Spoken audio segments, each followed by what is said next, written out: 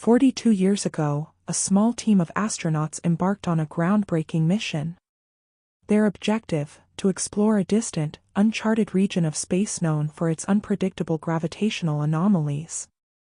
The last transmission they sent back spoke of strange phenomena, distortions in time and space.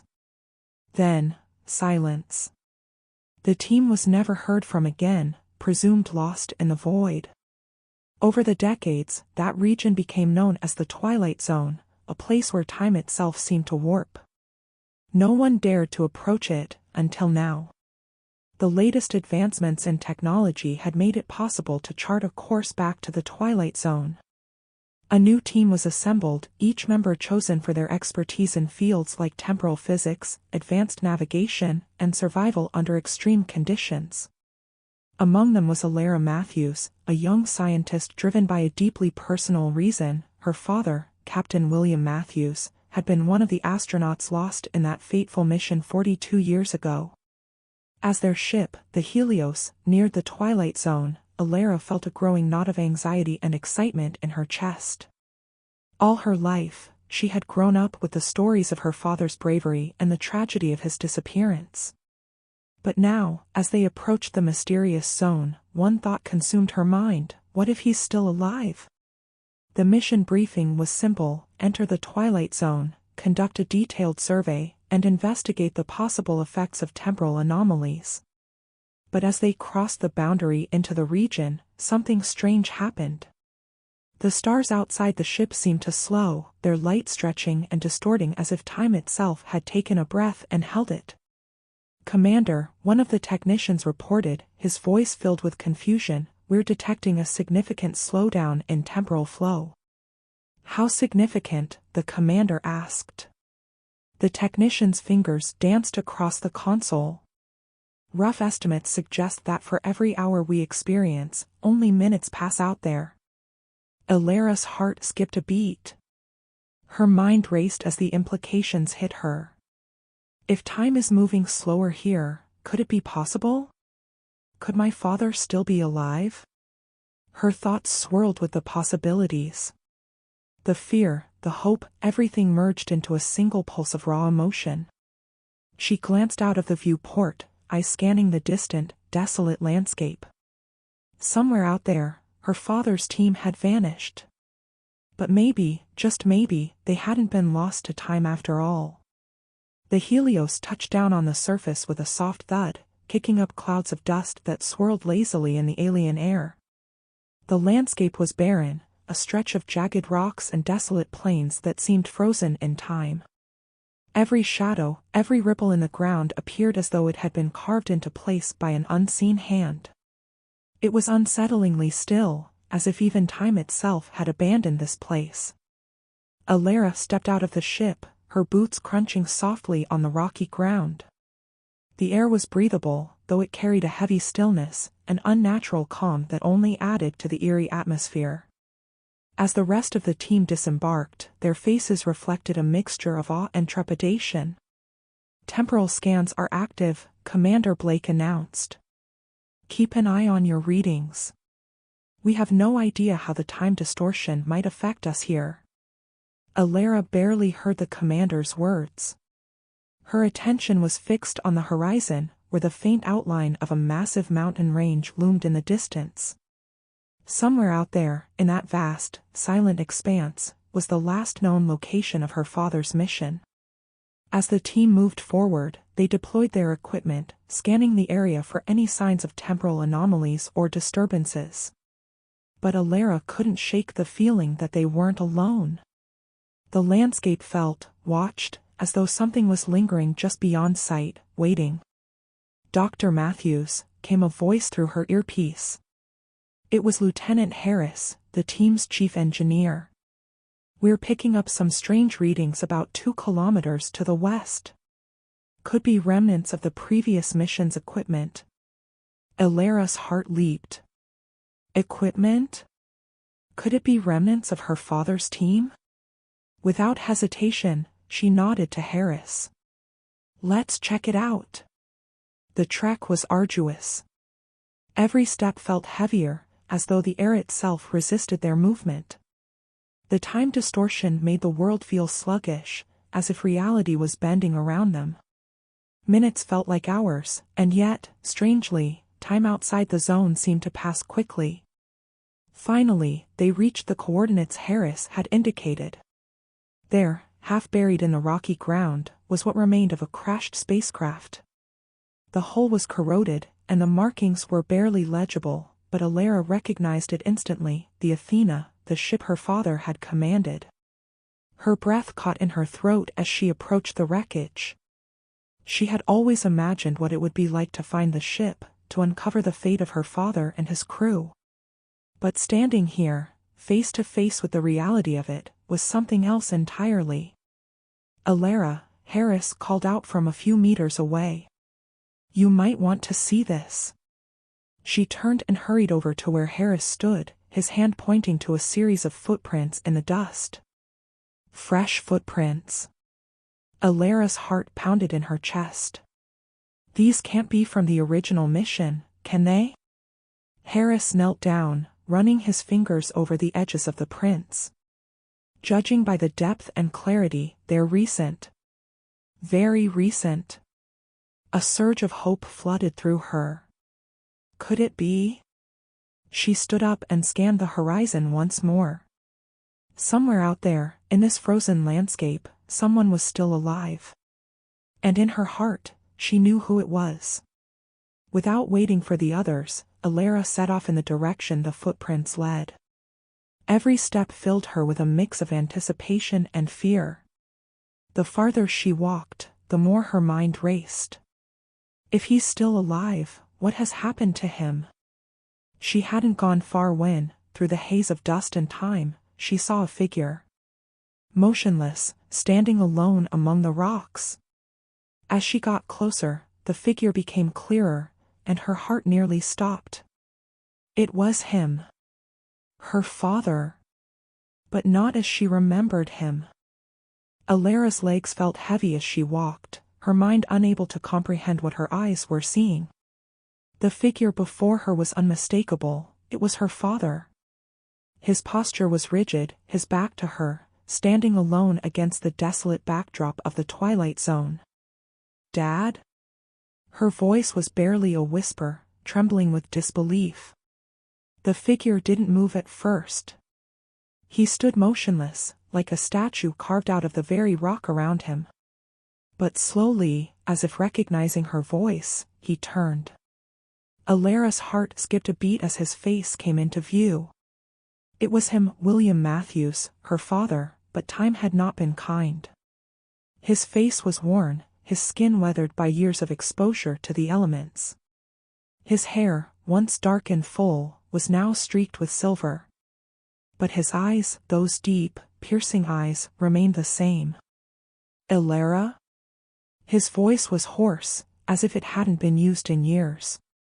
Tears welled up in her eyes as she took a step closer. "It's me, it's really me." For a moment, neither of them moved. The world around them seemed to blur, as if time itself had momentarily paused. Alara wanted to run to him, to embrace him, to tell him everything that had happened since he disappeared. But something held her back, an uneasy feeling gnawing at the edge of her consciousness. How are you still alive?" she finally asked, her voice cracking. William's eyes softened, and a weary smile tugged at the corners of his mouth. "Time doesn't work the same way here," he said, his voice distant. "We were lost, Alara, trapped in this place where time barely moves. For us, it's been only a few years." "A few years?" Alara's mind raced. For him, it had been just a handful of years, but for her and the rest of the world, decades had passed. The realization hit her like a wave. Her father had been stuck in a temporal anomaly, his life frozen in a moment while the world outside moved on. "I tried to get back," William continued, his voice filled with regret. "We all did. But the zone, it won't let us leave. Not fully. It holds us here." Alara's heart ached as she looked at him. He had been so close, and yet so far away, trapped in this place for so long. What about the others? Your crew? William's expression darkened. He glanced over his shoulder, toward the distant mountains. Most of them are gone now. Some couldn't handle the isolation. The ones who survived, they changed. Adapted. Elara swallowed hard. And you? William's eyes flickered with something unreadable.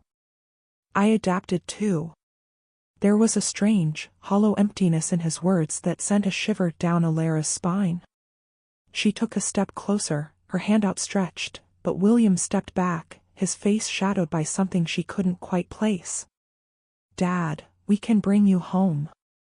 We can fix this, she pleaded, her voice desperate. But deep down, she knew it wasn't that simple. William shook his head slowly. I'm not the same man I was, Elara. This place, it changes you. Elara's heart sank. She had spent her entire life wondering what had happened to her father, hoping against hope that one day she would find him. And now that she had, she realized he was no longer the man she remembered. What do you mean? She asked, her voice barely above a whisper. William didn't answer at first. Instead, he looked up at the sky, the swirling clouds above reflecting in his eyes. I belong here now, he said quietly. This place, it's become part of me. Elara's heart pounded as her father's words echoed in her mind. I belong here now. How could he say that? How could he choose this desolate, frozen wasteland over the life he had left behind? Over her? Dad, she began, her voice shaking, you don't have to stay here. We can find a way out. We can bring you back, we can fix this. But William raised a hand, stopping her mid-sentence. His eyes, once filled with warmth and love, now held a coldness that sent shivers down her spine. Elara, he said softly, you don't understand. This place, it changes you. It's not just the time distortion. It's something more. We're not the same once we cross into the twilight zone. Elara's stomach turned. She looked at him closely, noticing the subtle differences in his posture, the way his eyes darted toward the mountains, as if someone, was watching. Her father was hiding something dark and unsettling. What happened to you? She whispered, stepping closer. What did this place do to you? William's face hardened, his jaw clenched. We were trapped here, Elara. We had no choice but to adapt. The zone, it alters you. It gets into your mind, your body. I've lived here for years that felt like mere moments. But I'm not the same man you remember. Elara's breath caught in her throat. She had heard the stories about the Twilight Zone's strange effects, about how the time warps could alter a person's perception of reality. But she hadn't expected it to go this far. Dad, whatever happened, we can fix it. We'll find a way to reverse it. You can come home. William shook his head slowly. Home. This is home now. This is where I belong. No.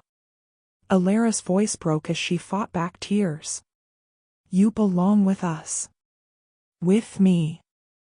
I came all this way to find you. Don't you want to come back? Don't you want to see Mom again? She never gave up hope, none of us did. At the mention of her mother, William's face softened, but only for a moment. I can't, he whispered, his voice hollow. I can't go back, Elara. This place, it's changed me in ways you can't imagine. A deep sense of dread washed over Elara. She could see it now, the subtle changes in her father's appearance, the way he moved, the way he spoke. He was no longer entirely human. What do you mean? She asked, her voice barely audible. William stepped closer, his eyes dark with something she couldn't quite understand. The zone isn't just a place. It's alive. It consumes you, little by little. We thought we could resist it, but we were wrong. The longer you stay, the more it takes. And now, it's taken me. Alara staggered back, her mind reeling. She had come all this way, had risked everything to find her father, and now he was telling her that he was lost to this place. No, she whispered, shaking her head. There has to be a way. We can get you out of here. We can. William's eyes flashed with an eerie glow, and for the first time, Alara saw the truth. He wasn't just changed by the Twilight Zone, he was part of it. His body, his mind, they had been absorbed by the very fabric of this strange, otherworldly realm. There is no escape, William said quietly, his voice distant. Not for me. Not for any of us. Alara felt her legs go weak. The hope she had clung to for so long, the hope that she could bring her father back, was slipping away, consumed by the very thing that had taken him. She looked up at him, tears streaming down her face. What about me? She asked, her voice trembling. What if I stay? William's face darkened. No. You need to leave, Alara. You need to get out before it's too late. But... go. His voice was sharp, commanding. I've already lost myself. I won't lose you too. Alara's heart shattered as she realized what he was asking her to do. To leave him. To abandon him to this place. But as much as it pained her, she knew he was right. The zone had already taken him. And if she stayed, it would take her too. With a heavy heart, she turned and walked away, her legs trembling with each step. Behind her, her father's figure faded into the mist, swallowed by the endless expanse of the Twilight Zone. Alara stumbled back toward the landing site, her mind spinning with the weight of what had just happened.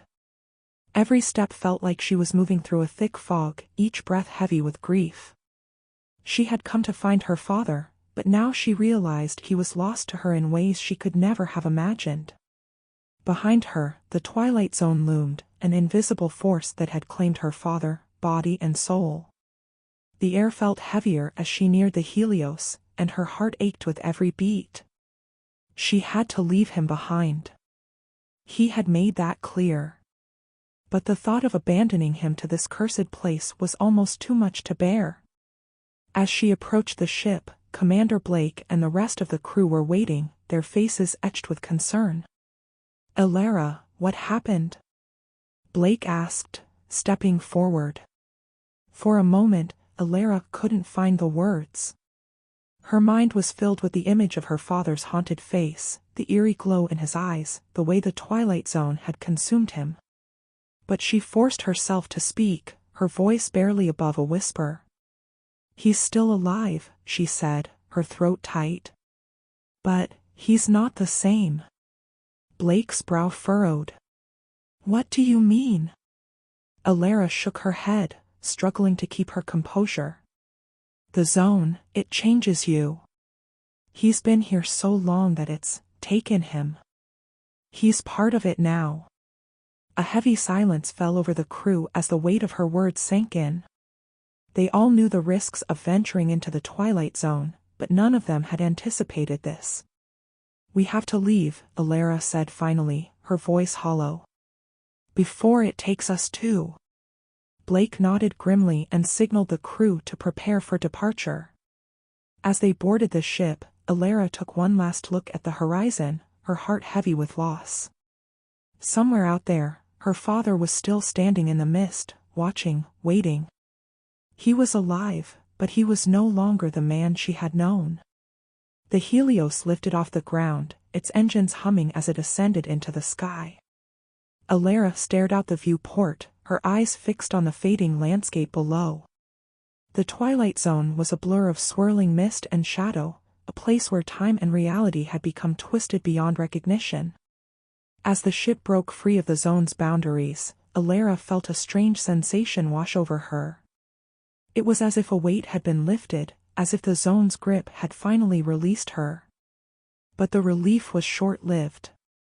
In the distance, something caught her eye, a flicker of movement in the void of space. At first, she thought it was a trick of the light, but then it became clearer. There, floating just beyond the reach of the zone, was another figure. Her breath caught in her throat. It couldn't be. She had left him behind, hadn't she? But as the ship moved closer, the figure became more defined. It was her father. His body floated in the emptiness, his face turned toward her, eyes wide and unblinking. His lips moved, forming words that she couldn't hear, but she understood them all the same. "You should have stayed." Alara's heart stopped. It wasn't possible. He couldn't be here, he was still in the zone. But the figure before her was unmistakable. It was him. And then, just as suddenly as he had appeared, he was gone, vanished into the blackness of space. "Alara?" Blake's voice broke through the haze. "Are you okay?" She blinked, her mind reeling. Had she imagined it? Had the zone's strange effects reached her even here, in the safety of the ship? She wasn't sure. But one thing was certain, she would never forget the way his eyes had looked, empty, haunted, and filled with a chilling message she could never escape. As the ship sped away, leaving the twilight zone far behind, Alara sat in silence, her thoughts consumed by the ghost of the father she had found, and the one she had lost.